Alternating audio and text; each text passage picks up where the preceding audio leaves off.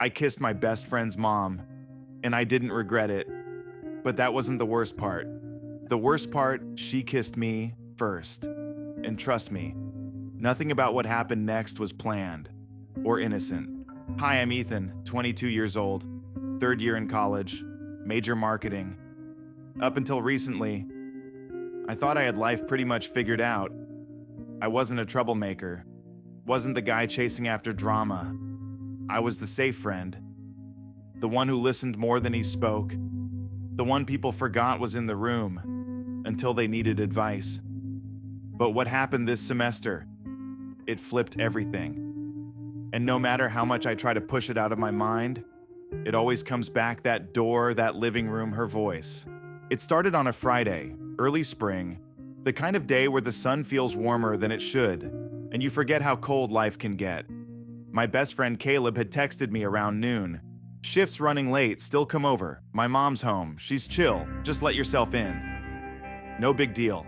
We were working on a brutal joint project for strategic comms. His place was closer to campus, and honestly, I always liked being there. Warm house, good coffee. His mom, she was cool. Her name was Vanessa. And when I say she didn't look like the mom type, I mean it. She looked like someone who'd walked off a yoga retreat in Malibu and accidentally landed in the suburbs. Early 40s maybe, olive skin that glowed without makeup, dark hair usually tied up, messy but perfect. Soft lips, high cheekbones, eyes that looked like they could see what you were thinking before you said it. She was effortlessly beautiful, and that terrified me. I'd only interacted with her a few times before. Quick hellos, a wave from the kitchen. She never came off flirty, never inappropriate, but there was something about the way she looked at people. Like she saw more than what was on the surface. That afternoon, I pulled up in front of Caleb's place. I'd been there dozens of times, never thought twice about it. But the moment she opened the door, everything changed. She wasn't dressed like a mom. She wasn't dressed like anyone expecting company. Just an oversized faded tee, barely covering her thighs. No bra, no pants, barefoot, hair up, skin glowing, like she'd just stepped out of the shower. A silver chain dangled from her neck, disappearing beneath the loose neckline. She blinked when she saw me, then smiled. Ethan, hey, Caleb's not back yet, but come in. I'm alone. That last part, I'm alone. I wish I could say I didn't notice the way her shirt curved along her waist, or how the sunlight behind her outlined everything that shirt didn't quite hide. But I did. God help me, I noticed everything. She turned and walked toward the kitchen. Her bare legs brushed against the hem of the shirt with every step. I hesitated at the door. I knew I should have left, but I didn't. Want something water, tea, wine? She asked without looking back. Tea's good, I said, voice cracking slightly. She poured us both glasses. The kitchen was warm, the scent of vanilla and citrus floating in the air, like it belonged to her. She sat across from me, one leg folded up casually on the bar stool. That shirt, it rode up just enough to show smooth skin and the shadow of a toned thigh. So how's school treating you?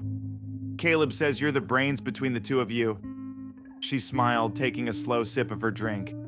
We talked about professors' majors plans after graduation. I tried to keep eye contact, I swear, but she was too easy to look at. Every tilt of her head, the way her fingers curled around the glass, the subtle arch in her brow when she listened.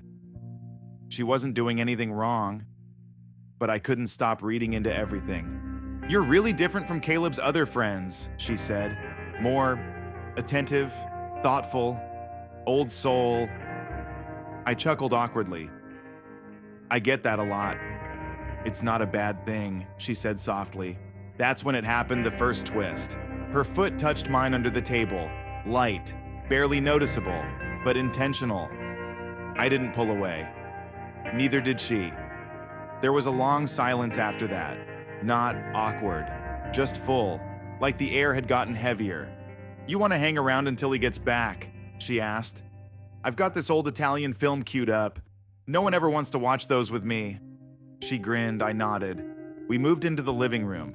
She sat on the couch, curled her legs beneath her, pulling a throw blanket over them. I sat at the other end, but closer than I meant to. The movie started, black and white, soft music, the kind of film that made you whisper, even when you didn't need to. About halfway through, we both reached for the remote at the same time. Our hands brushed. She didn't move hers away. Neither did I. She turned her head, eyes met, no smile, just silence. And then she said it. I know this looks bad, but it doesn't feel bad. Does it? I didn't answer. I didn't know how to. Yeah, we didn't kiss that day. But something began. Something neither of us could name. And it would have ended there, maybe just a strange, quiet memory I'd carry with me and never speak of. If not for what happened 3 days later. Caleb texted me late at night, frantic. Dude, my mom asked me if you're single. Wef. I think she's into you, I'm serious. She's been weird all week. I stared at the message for a long time. I should have denied it, laughed it off, but I didn't.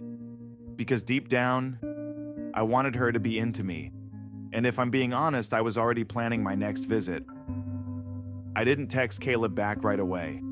I didn't even know what I'd say. Because the truth, he wasn't wrong. That whole week, I couldn't get her out of my head. Vanessa. Her voice.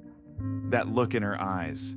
The feeling when her foot brushed mine under the table like she was telling me something without using words. I kept replaying it all, over and over. By Thursday, I broke. I told myself I had a legit reason to stop by. We still had to wrap up our project, and Caleb had mentioned leaving the flash drive at home. I'll swing by and grab it after class. I texted him. You home? Nah, working late.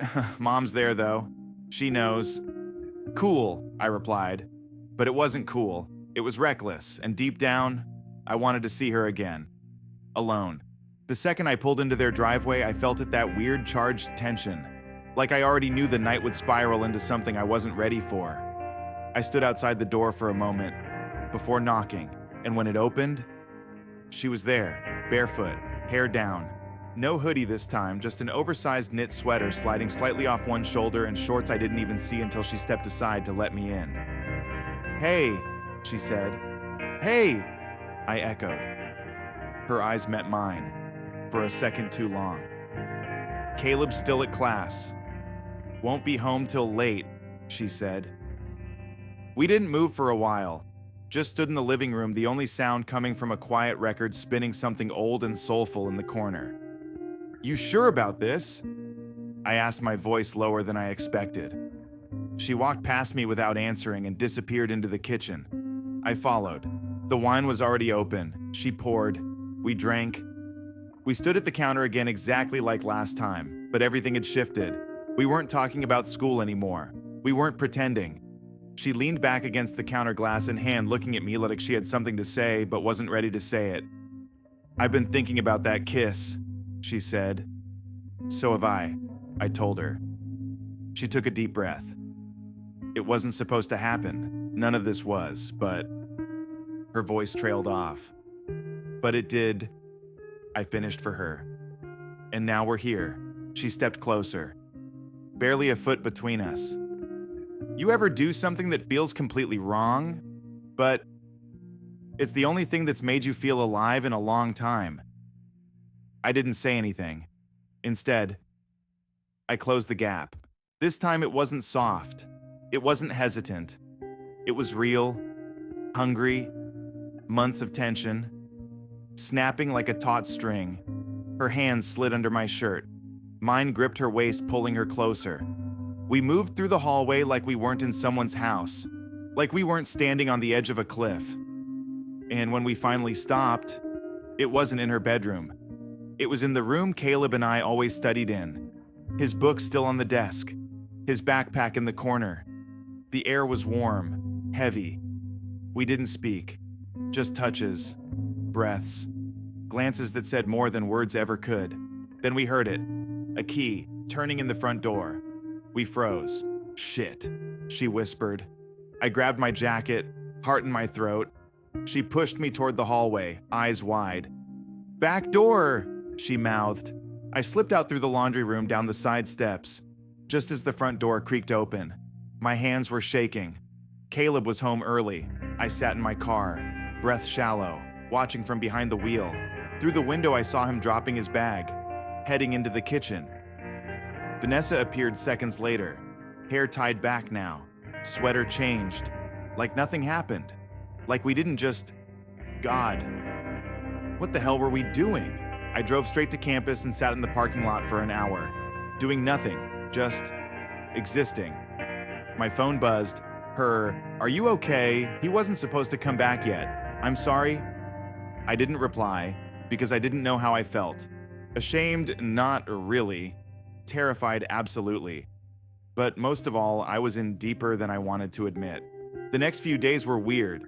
I saw Caleb in class. We joked, studied, hung out like normal. But every time I laughed, I felt like a fraud. He had no idea what I was hiding.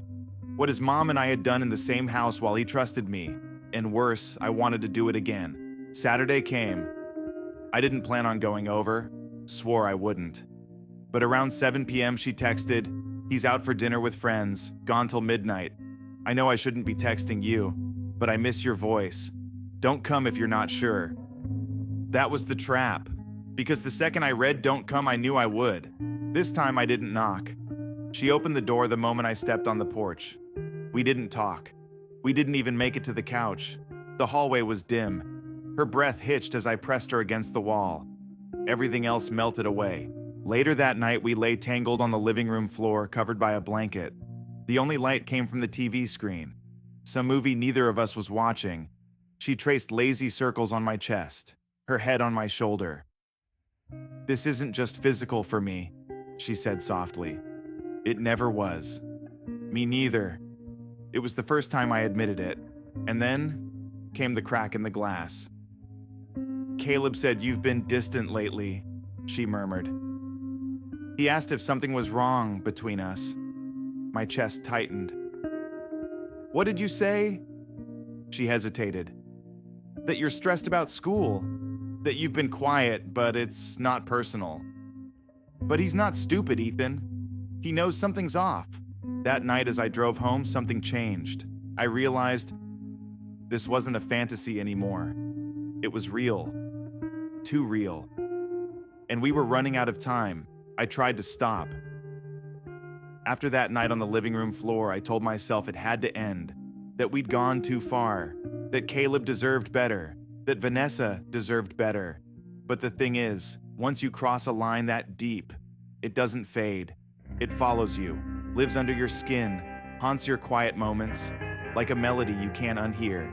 I'd walk across campus and think of her laugh. Hear a song in my headphones and picture her silhouette in the hallway. She wasn't just a moment anymore. She was inside me, and I hated that I loved it. The silence came first. No text from her that week. No "miss your voice." No "he's out late." Nothing. For 3 full days, my phone stayed quiet, and somehow, that hurt more than I expected. Then Thursday afternoon, it all blew up. Caleb and I were in the library working on our final pitch deck for class. Just the two of us. Quiet. Focused. Then out of nowhere, he looked up from his laptop and said, "Can I ask you something? And I need you to be honest, man." I froze. "Yeah, of course." "Have you been seeing my mom?" Everything stopped. The noise, my breathing, the world. I blinked, trying to process the words. "What?" I said too fast. "You heard me. You've been weird lately. She's been weird too. Like super quiet when I mention you. Avoids eye contact. And last weekend, I swear I heard the back door close when I got home early. She said it was the wind." He stared straight through me. "Just tell me the truth." And in that split second, everything inside me split in half. I wanted to lie. So badly. But I saw the look in his eyes, and I knew. If I lied now, I'd lose him forever. "Caleb," my voice shook. "I didn't mean for it to happen." "Oh my God." He stood up, pushed his chair back hard enough to draw stairs. "So it's true." "Man, listen, nothing happened at first. We just talked. She was lonely. I don't know." "You don't know," he snapped. "That's my mom, Ethan. My actual fucking mom." I tried to explain. Tried to make it sound less horrible, but there was no way around it. What we'd done was wrong. Full stop. He stormed out. I didn't follow. That night, Vanessa called. I let it ring, then ring again. And finally, I answered. He knows, I said, silence on the other end. I figured. He hasn't looked me in the eye since he got home. She exhaled slow and heavy. I'm sorry. I am too. There was a long pause. I should have never let it happen. We both let it happen, I replied. But I don't regret it. Neither do I, she whispered, and then, but this has to be the last time we speak like this, Ethan. You know that, right? That was the real goodbye. Not a slammed door, not a broken promise. Just two people realizing the moment had passed, that the silence now had to stay silence, that what we had couldn't live in the daylight. I didn't see Caleb for 2 weeks. He skipped class, ignored messages, ghosted group chats. When he finally came back, he sat next to me like nothing happened. Didn't mention her, didn't look angry, just distant. Like we were teammates again, not friends. Weeks passed, then finals, then summer. One day I dropped by their house to return something he left in my car. He wasn't home, but the door opened anyway. Vanessa stood there, hair tied up, hoodie on, barefoot. Just like the very first day. We didn't speak. She didn't invite me in, she just gave me a small, tired smile. And for a second, the world stopped again. I hope you're okay, I said. She nodded. Take care of yourself, Ethan. You too. That was it. She closed the door, and this time, I knew it was for good. But here's the final twist. Months later in the fall, I ran into Caleb at a late-night diner near campus. We hadn't talked properly since the fallout. He waved me over. I sat. He looked me dead in the eye and said, I knew it was happening before I asked. I just needed to hear you say it. I stared at him, unsure how to respond. She's been unhappy for a long time, man, he said. My dad cheated on her years ago. She never told anyone, not even me till recently, so whatever that was between you two, maybe it was wrong, but maybe it also helped her remember what it felt like to be wanted. I swallowed hard. I didn't mean to hurt anyone. I know, he said. I don't hate you, Ethan. But things won't ever be the same. You know that, right? I nodded. Yeah, I know. That night I walked home in the cold feeling something I still can't name. Not regret, not guilt. Just the weight of something that was once real but never meant to last. Some things in life burn too bright to stay. Some stories aren't built to survive the truth. But I'll always remember the light in her kitchen, the sound of her laugh, the way she said my name like I was more than just a boy. And maybe for a little while, I was. I didn't see Pamela for about a week after that. I tried pushing the whole thing out of my mind, what had almost happened on that couch, but it kept replaying. The way she touched my hand, the look she gave me, the way she said, I know what you're about to say. That wasn't nothing. That wasn't in my head. Still, I tried to convince myself to let it go. She was Don's mom. She was older. It wasn't supposed to happen, and that should have been the end of it. But it wasn't. Don called me Thursday night. Said he was heading to Chicago for the weekend to see his dad and wouldn't be around. Asked if I could swing by and grab a folder from his room, more stuff for our project. It was late, getting close to 8. I hesitated, but said sure. When I pulled into the driveway, my headlights cut through the blue edge of dusk. The house looked warm and inviting from the outside. Porch light was on, and something twisted in my chest as I walked to the door. I knocked. Pamela answered barefoot again, wearing a long white t-shirt just like the one from before. Maybe not the exact same, but close enough to notice. Her hair was down, a little damp, like she'd just gotten out of the shower. She looked at me for a second. Not surprised exactly, just aware. Oh, she said softly. It's you. Don asked me to grab a folder from his room, I explained. She stepped aside to let me in. It's probably on the counter. Want something to drink while you're here? I hesitated. Sure. We walked into the kitchen again. The lighting was soft, and the air had that same warm, sweet scent. Vanilla. Maybe cinnamon. She didn't try to command the space, but somehow it still felt like hers completely. She poured us both some wine and leaned against the counter with her arms crossed. "So how's the project going?" she asked. I shrugged. "Honestly, it's a mess. Dawn's been all over the place and I've been kind of distracted. We're behind." She grinned. "College life," she said. "I remember those days. Late nights, caffeine overload, constant stress." I laughed. "Yeah, that about sums it up." Then her face softened, turned more thoughtful. "You ever feel like people expect you to have everything figured out already?" she asked. "All the time." I said, surprised she'd even bring that up. "My folks think I'm wasting time with business classes. They wanted me to pick something stable. I'm not even sure what that means anymore." She nodded, slow and understanding. My dad was the same. Everything had to follow a plan, safe, structured, no room to breathe. There was a pause, not uncomfortable but heavy, like we both understood something without saying it out loud.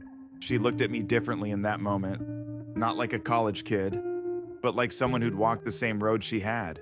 "You know," she said, "it's kind of nice talking to someone who actually listens." I could say the same. I told her. We drifted back into the living room without even saying anything, like we both just wanted to stay in whatever space we'd found. She took her spot at the far end of the couch just like before. I sat where I had last time, but this time she tucked her legs up on the cushion, turned slightly toward me.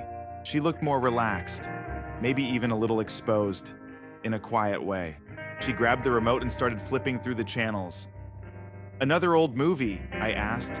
"You always into the black and white stuff?" She smiled. "They remind me of simpler days, less noise. People actually talked to each other back then." "You don't think people really talk anymore?" I asked. She looked right at me, held it for a beat. "Not really," she said. "Not like this." We didn't say anything for a while, just sat there watching the screen flicker in front of us. Then she reached back and grabbed the throw blanket off the couch, tossed it onto my lap. "You looked cold," she said like it was nothing. I wasn't, but I let it stay there. And then she did something that caught me off guard. She leaned over and adjusted it just a little. Her fingers brushed my knee. It wasn't an accident, but it wasn't obvious either. It was intentional, small. Barely a touch, but it sent a ripple through me. I looked at her. She was already looking at me. Nothing playful this time, just something honest, something real. I cleared my throat. "Pamela, do you ever feel like..." She didn't let me finish. Her hand landed on mine, soft, slow, purposeful. "I know what you're about to ask," she whispered. And I don't know. We sat there in silence after that. One of those moments where everything feels stretched out. "I'm not trying to mess things up," I said. "I know you're not." She replied, her voice just above a whisper. She let go of my hand, slowly, then stood. "I should get back to my laundry," she said with the faintest smile. "But I'm glad you stopped by." I stood too, not really sure what had just happened or if anything had. Still, something between us had shifted. You could feel it in the air, like that heavy electric stillness right before a summer storm. She walked me to the door and opened it. I turned thinking I might say something meaningful, but all that came out was, "Thanks for the drink." She gave a small smile. "Anytime, Josh." I stepped outside the door, clicking shut behind me. Soft, but final. As I made my way back to the car, I knew something had begun. Something I hadn't expected, and I didn't know how to stop it. Maybe I didn't want to.